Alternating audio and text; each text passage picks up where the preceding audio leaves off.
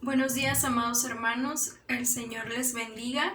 En esta mañana vamos a meditar bajo el subtema Un instrumento para honra, que está basado en la segunda carta de Pablo a Timoteo, su capítulo 2, versículos 14 al 26. Voy a leer para ustedes de los versículos 14 al 16 y 20 al 21.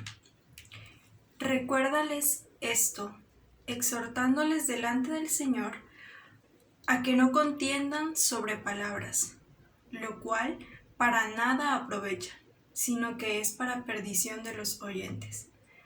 Procura con diligencia presentarte a Dios aprobado, como obrero que no tiene de qué avergonzarse, que usa bien la palabra de verdad. Pero en una casa grande no solamente hay utensilios de oro y de plata, sino que también de madera y de barro, y unos son para usos honrosos y otros para usos viles. Así que, si alguno se limpia de estas cosas, será instrumento para honra, santificado, útil al Señor y dispuesto para toda buena obra. El punto del apóstol en esta sección es urgirle al pastor Timoteo sobre perseverar en la palabra de verdad.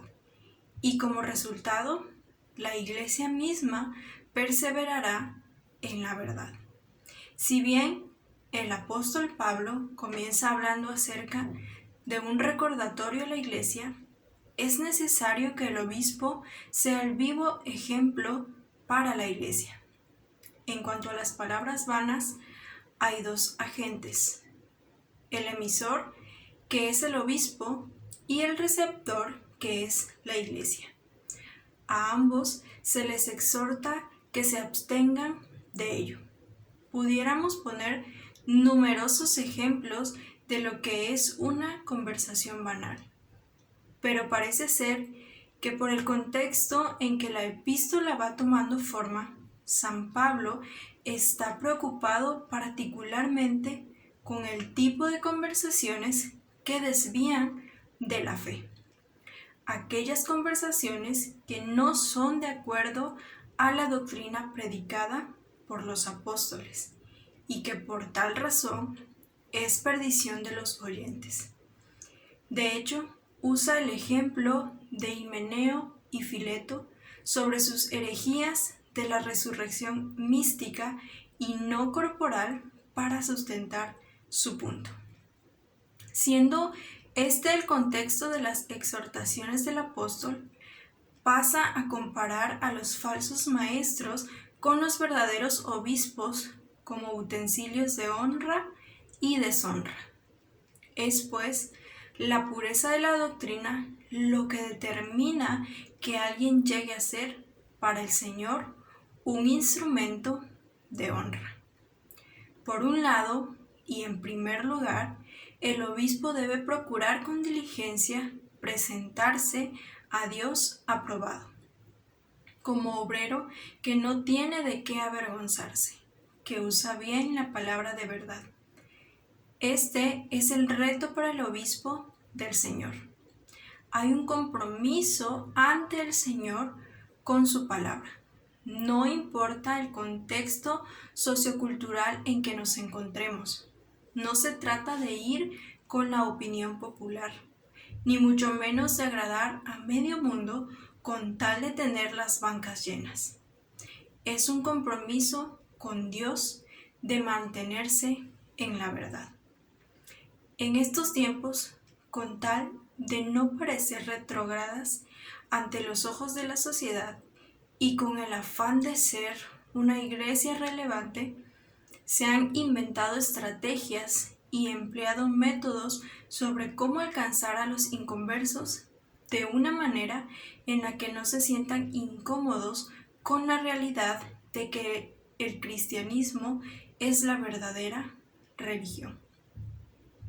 Y en este mismo afán de mantener los números altos de las membresías, se ha optado por que los templos y liturgias parezcan más auditorios y conferencias, oradores en lugar de obispos en nombre de lo contemporáneo.